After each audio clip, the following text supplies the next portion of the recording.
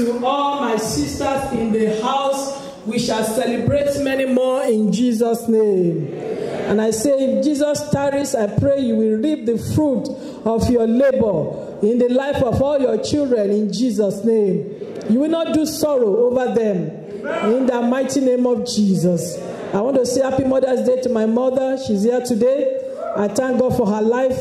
Happy Mother's Day, Mommy. I love you. God bless you in the mighty name of Jesus. So, how did we come about celebrating Mother's Day?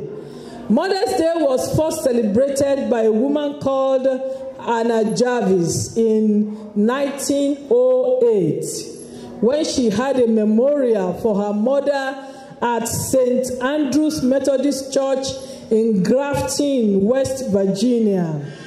So, in 1914, President Woodrow Wilson signed a proclamation designating Mother's Day to be held second Sunday in May as a national holiday to honor mothers. So, President Wilson said it was a day for displaying the American flag and for the public expression of love and reverence for mothers of the country. So this is the day we honor mothers in this country of United States of America. So the president signed it to law, so we do it. But what does it have to do with the church? Why is it that the church also participates? It is true that the first woman celebrated her mom in the church, but why is it that the church have to do this every year? What does it have anything? Why is it that it has anything to do with the church? So we see that in the church there have been so many secular holidays that we have converted around, for instance, the Christmas and so on and so forth, that we have converted to be an holiday and giving it a sacred meaning. And we use it to build our faith, okay? So this is the same for Mother's Day.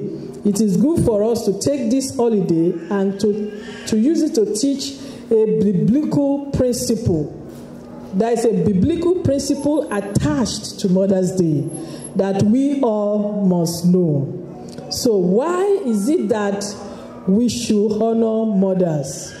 It is a biblical teaching. The Bible enjoins us to do that because honoring mother and father, it is right. It is a command that is found in the Old Testament.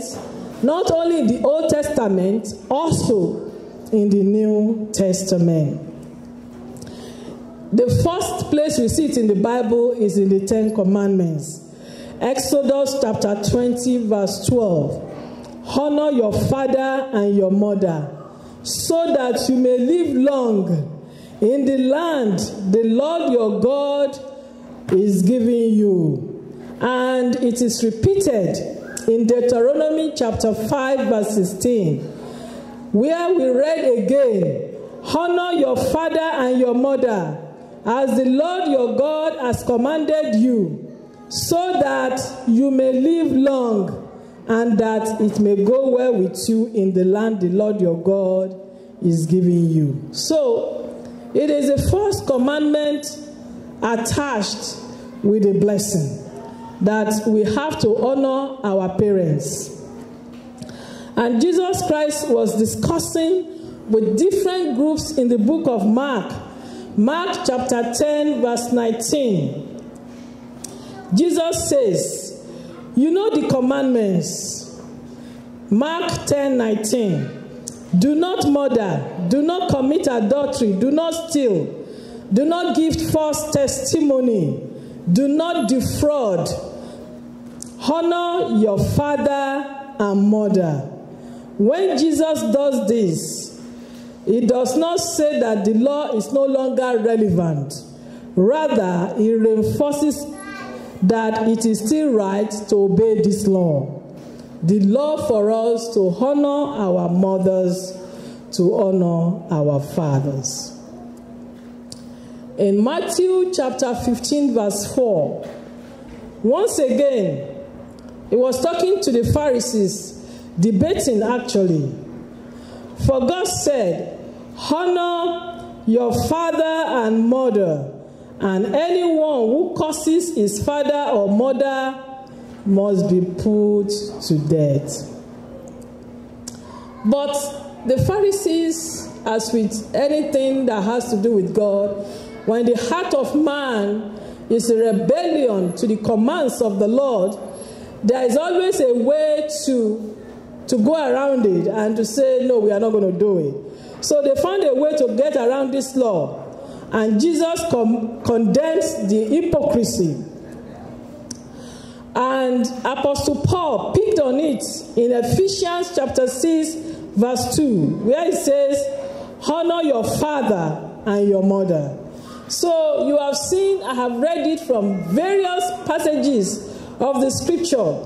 So this is something very dear to the heart of our God, where it says it several times in the scriptures that our parents, our mother, our fathers, they are worthy of our honor. So the idea behind Mother's Day is a biblical idea, and that is why we are celebrating in the church. Praise the Lord. So, who are the people who should honor mothers? Who are those people?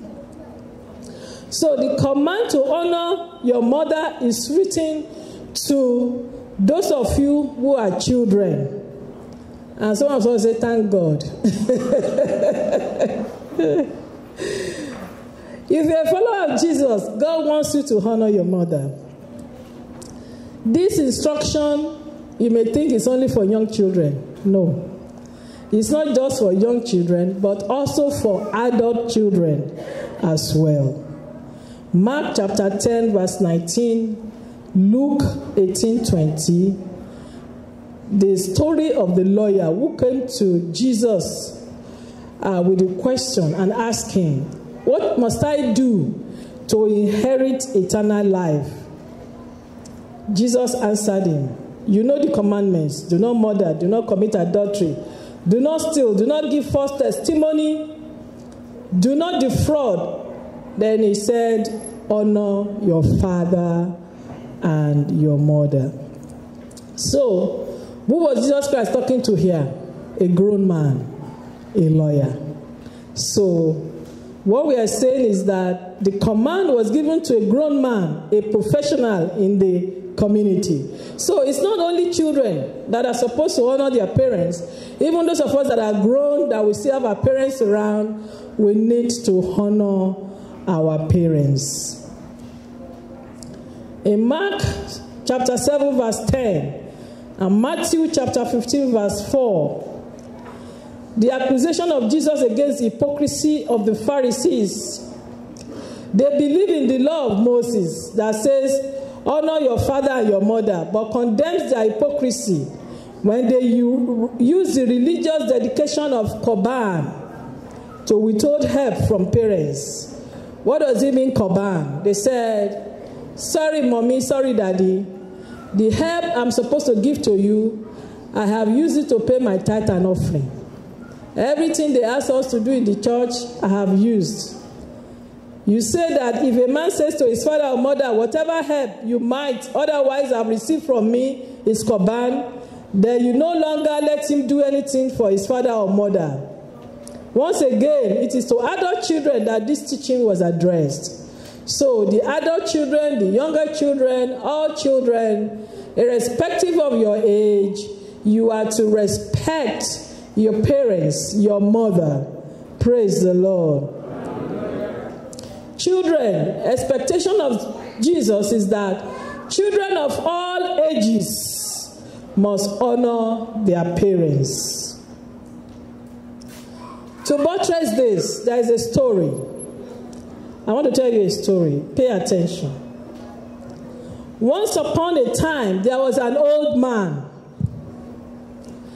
This man was old and raggedy, and his eyes cannot see very well. His hands, they tremble. And when he's eating, he clatters. When he wants to pick food, handshake, When he's picking the food, it falls all over the place. You know, he cannot even see very well. At times, he wants to put it in his mouth, it misses, and it drops on the table. And everywhere is messed up while he's eating. And he's living with his married son because he has nowhere else to live. Okay? So the wife of the son doesn't like this arrangement. She said, I can't have this. This interferes with my right to happiness. So she and her husband took the old man by the hand, firmly, and led him to the corner of the kitchen. They gave him a seat over there. Sit down here. This is where you're going to be eating your food. So they put this food for him in a plate. But as this man, because he's shaking and the plate dropped, and the plate fell and broke. And the woman said, hey, because I gave you this plate, that's why you broke it. Okay, we have to get something that will not break. So she got a wooden trough, like a wooden plate made out of wood, okay? And she put the man's food there. And the man will sit down alone, tears streaming down his face, his hands shaking, and he will eat his food all there by himself. Praise the Lord. This couple, they had a 4-year-old son that they love very well. They are very fond of him. So one evening, the man noticed his son playing with some bits of wood and asked him, what are you doing, son? What are you doing with the woods? What is his answer? I am making a wooden plate. And he was smiling for approval. To feed you and mama when I get big. He's a young boy. He saw them. That's what they used to feed their own parents, their daddy, their mom, their father. So that's what he's going to do too when they get old, to feed them. So the man and his wife, they look at each other and they didn't say anything. Then they cry a little. Why are they crying? Why are they crying? Because they didn't want that to happen to them. So begin to think in your heart, what are you doing to your parents that you don't want your children to do to you? They are seeing you. They are looking at everything you're doing. They are seeing how you complain. This woman has come again. Say I should send in $100. They're asking money. They don't know it's hard to get money in America. They think this is Nigeria. They think that's how it's easy to get money. They don't know more than money. Your children are listening. They are hearing you. Okay? Hello? Hi. So, next time they went to the corner, they took the man out of the corner and they brought him back to the table. They sat him in a comfortable chair, gave him his food on a plate, no more in a trough, no more in a wooden plate, and then they don't complain again. When he's eating, he's cleaning the food, they don't complain. Why? Because their son is watching. Praise the Lord. Our prayer is that we should be better than our parents, and that our children should be better than us. If what I'm saying to you now seems like strange stories, if you have not worked in the hospital, you don't know what I'm talking about, visit old people's home, see what aging does to humans. Brethren, irrespective of the condition of your parents, your mother, honor them, no matter the circumstances, because your children are watching. The command to honor parents extends to all ages of children. What you do to your parents, expect to reap from your children. So So what does it mean to honor? What is the meaning of honor? Meaning of honor is an Hebrew word, kabod. And it means heavy. You know, we Yorubas understand this better. Heavy.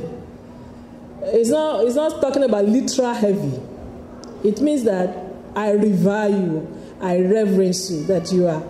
That's what it means. So that's what kabod means here. And they use it for Eli when he fell backward on his chair. His neck was broken, he died, for he was an old man and heavy. The word they translated heavy there was kabod. So there is another word they use here, time. So the New Testament was written in Greek, and the Greek word used is the word time. This word is used in Acts chapter 19, verse 19. A number who have practiced sorcery brought their scrolls together and burned them publicly. When they calculated the value of the scrolls, the total came to 50,000 drachmas. The word time is translated value. So this word also is used in 1 Peter chapter 2, verse 7. Now to you who believe, this stone is precious, but to those who do not believe, the stone the builders rejected has become the capstone. Here the word is translated precious. It refers to the value of who Jesus is and what he has done. So the picture we have of the New Testament word time is that of value. So when we hear honor your mother, what it means is value her, put a high price on her, consider her precious. She is irreplaceable. Praise the Lord. Worthy of honor. When we are trying to explain worthy of honor, you cannot say that a feather is heavy. You cannot say garbage, the one we throw away, has value. No. If it is not heavy, it cannot be called heavy. If it is not valuable, it cannot be called valuable. If it is not worthy of honor, it cannot be called honorable. So why does God tell us to honor our mothers? Because they are worthy of honor. Praise the Lord. It is the word of God that we need to honor them. Number one reason. Hello? Number one reason, in case you don't know. Honorable for giving birth.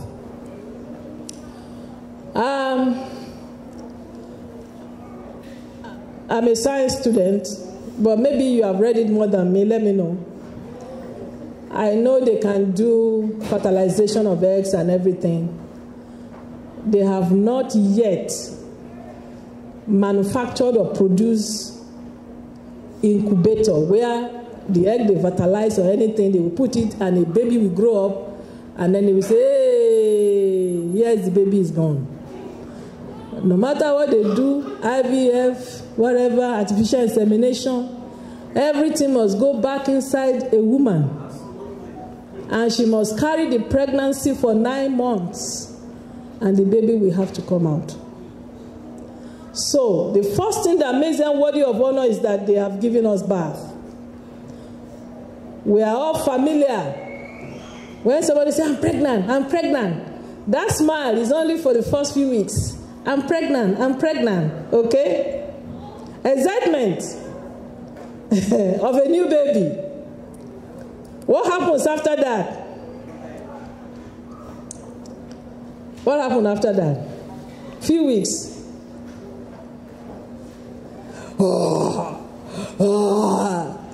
She's tired. She can't eat this. She can't eat that. She passes through a lot of inconveniences when she's pregnant. She's sick, discomfort. The baby, as the baby grows, so the comfort.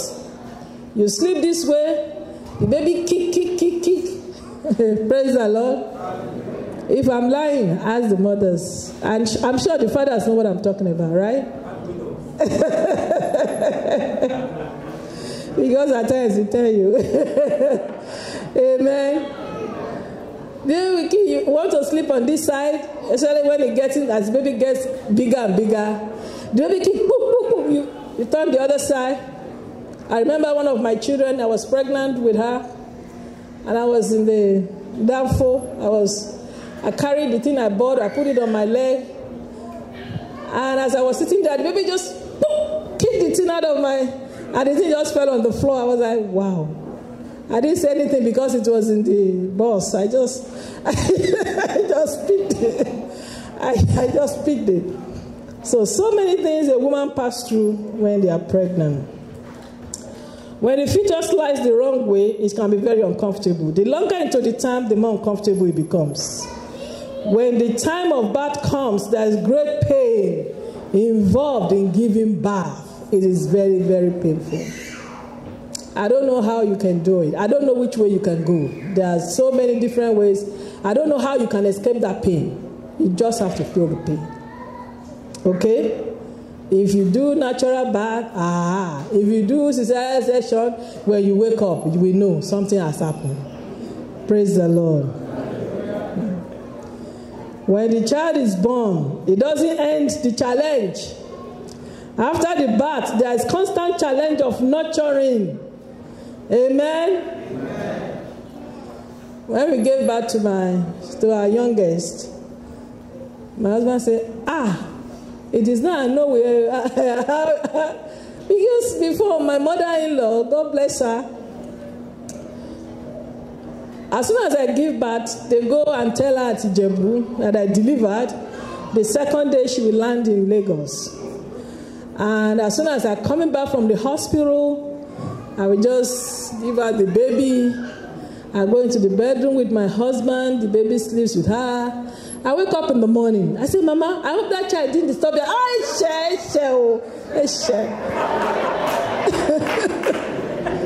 So I think everything was okay. So I just carry the baby in the day. And at night, I will give her the baby. When I had my youngest in America, that's when I know that Kakino be leather. So these children, they cry like this at night. My mother will say, nothing happened. I say, okay. She will cry. Say, we will wake up. We will dance. We will carry. Praise the Lord. Hey, the nurturing is physically intense, but later you will pass that age. When the child will grow up, they will leave home, they will have careers. The challenging will come. The challenge comes emotionally. Because you are not there to see where they are, your mind is always there. You are praying for them. Birthing a child is a heavy thing, figuratively speaking, and being a mother is a thing of great value. And it's for this reason that mothers are worthy of honor. Praise the Lord.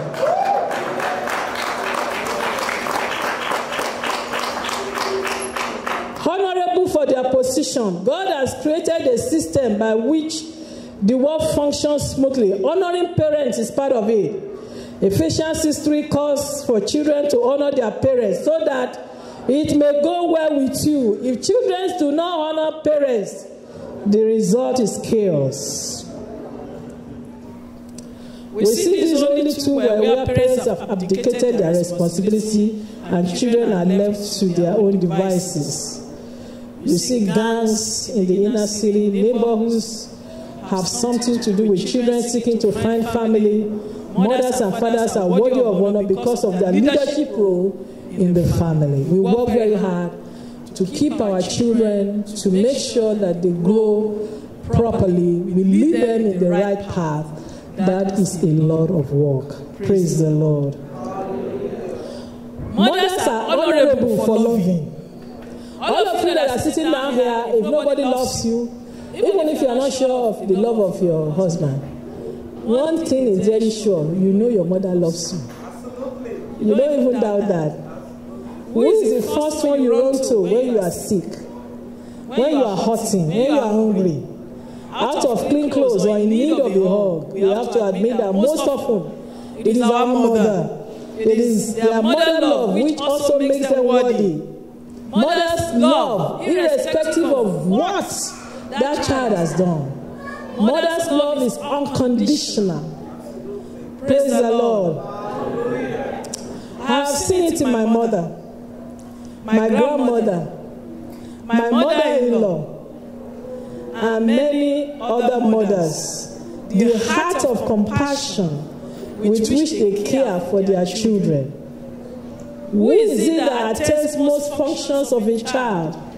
Who is it that stays up nights, cleaning, preparing, mending?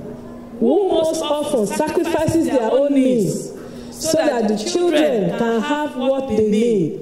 Mothers are worthy of honor because of their love.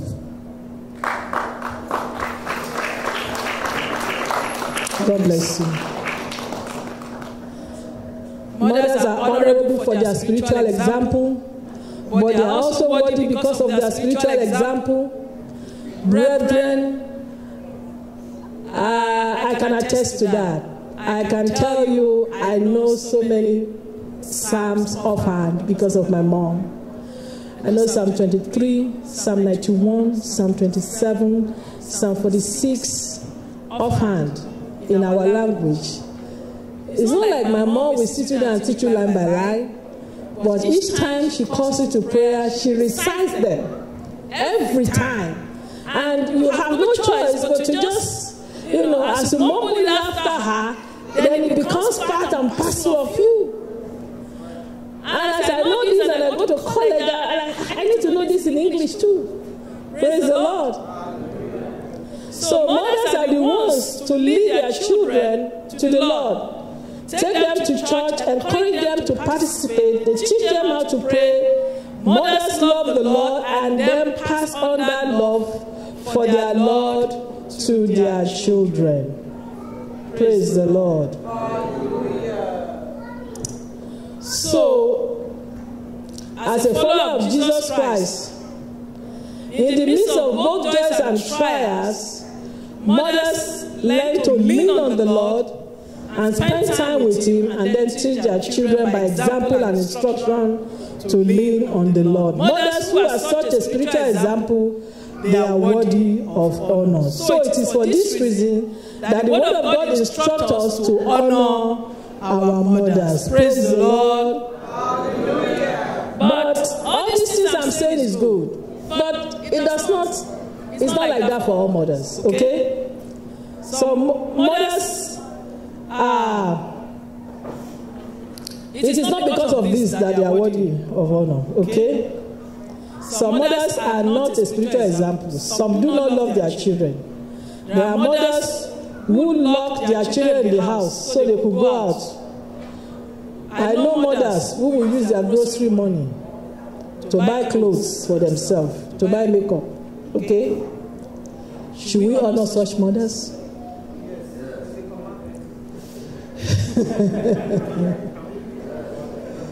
Thank you. The Word of God says yes, we should honor them. Because the Lord says we should do this, we should do so. Jesus commands us to honor them. Irrespective of any pain your mother must have caused to. Maybe she's not like these mothers I have described earlier. Honor them because the Lord says so. Praise the Lord. So if you're a mother here today, you have found wanting in some ways, please heed the cry of your children for help and be a mother indeed, thereby glorifying God. Look into your life. In what ways have you been failing your children? In what ways have you been disappointing God in the life of your children? Look into it and make amends. God wants you to make a change. So how do we honor? How do we honor them? Okay? How do we honor them? Our mothers, like I've said, they have done a lot. But some mothers, even though they take all this garbage from their children, their tears, their laughter, sometimes they poke at them, they make fun at them. So, number one thing is that we should respect mothers. Honoring begins with an attitude, okay? So we need to recognize the value of their personhood and to look at them and say, wow, okay? I'm not asking you to compare them to Miss Universe or Miss America, all right?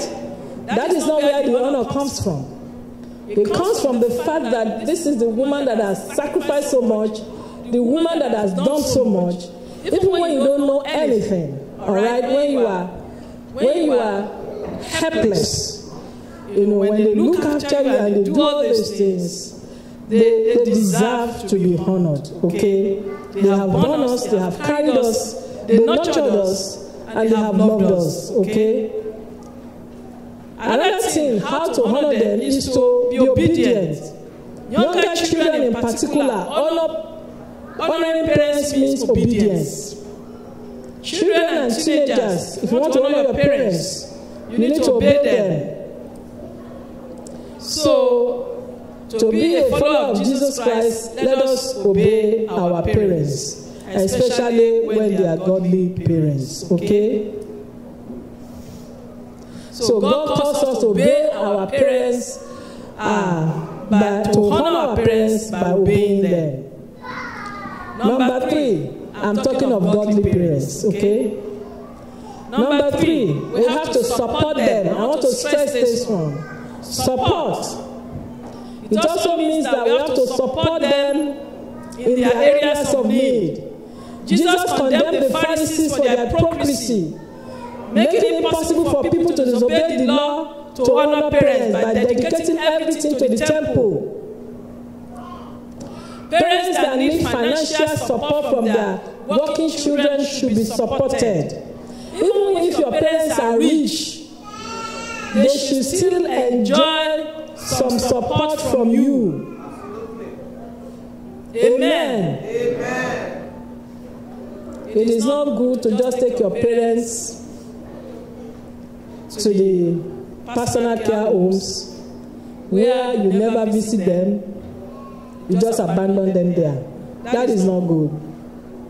Amen. I've witnessed many parents telling their kids, don't take me to the old people's home, I don't want to go there. So as children, let us take care of them. Father, in the mighty name of Jesus, we thank you for your word, for your command to honor our father and our mother. Help us to do this in the mighty name of Jesus. Father, as we do it, help our children to honor us too in the mighty name of Jesus. For those of us that our parents have passed on, help us to honor their memory. Help us to honor the older people among us, to respect them, to give them support, and to honor them in the mighty name of Jesus. Thank you, Father. Help us to uphold your commandments in the mighty name of Jesus. Blessed be your holy name, O God. In Jesus' mighty name we pray. You may be seated.